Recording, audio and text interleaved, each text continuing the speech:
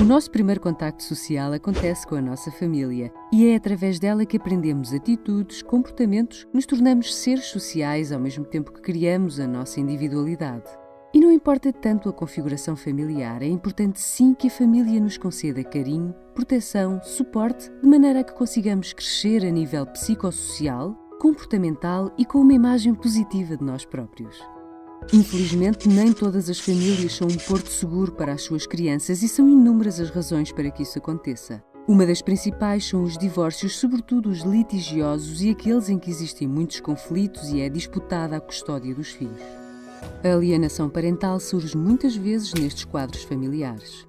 Fala-se de alienação parental quando um dos progenitores, um pai, uma mãe ou até mesmo familiares próximos, usam estratégias, manipulações, tentando manchar, denegrir a imagem que o filho ou filha tem do outro progenitor. O seu objetivo é o afastamento entre os dois. Podemos geralmente encontrar dois tipos de progenitores alienadores. Os superprotetores, que realmente acreditam que o outro progenitor quer afetar ou fazer mal à criança, e os vingativos, em que a sua motivação é, como o próprio nome indica, vingança. São normalmente movidos pelo ciúme, raiva e inveja e induzem a criança a afastar-se porque sabem que isso vai afetar e ferir bastante o ex-companheiro ou companheira. Em alguns países, estes comportamentos são considerados abuso emocional e são punidos por lei. De facto, são as crianças as mais afetadas. Ao vivenciarem situações geradoras de grande aflição e medo intenso, podem desenvolver sintomatologia de ansiedade, depressão, agressividade, desorganização mental, baixa autoestima, irritabilidade, desespero e culpa. Alguns dos quadros são de tal ordem graves que alguns autores consideram que as consequências nas crianças podem desencadear uma síndrome. A síndrome da alienação parental, que pode ter 3 graus de extensão. Um mais leve, onde existem alguns sinais de manipulação, mas os sintomas são ligeiros.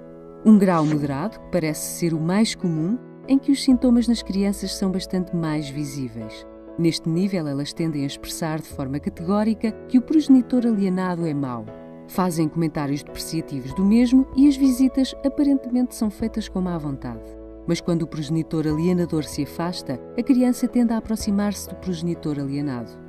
O último grau, o grave, é o mais intenso e com maiores consequências para as crianças. Nestes casos, as crianças tendem a abominar os progenitores alienados. São manipulados de tal ordem que o facto de se falar numa visita é gerador de grande ansiedade e até comportamentos agressivos. A criança tende a aceitar o que o progenitor alienador lhe diz e é possível até a criação de falsas memórias.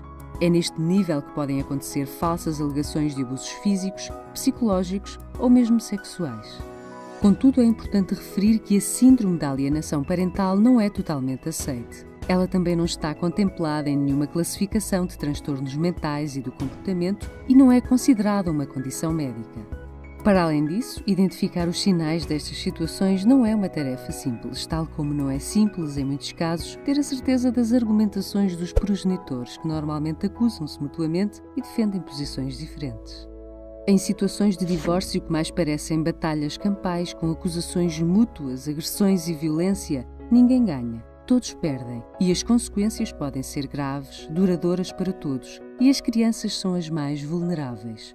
Nunca é demais lembrar que o divórcio ocorre entre os pais e não entre os pais e os filhos.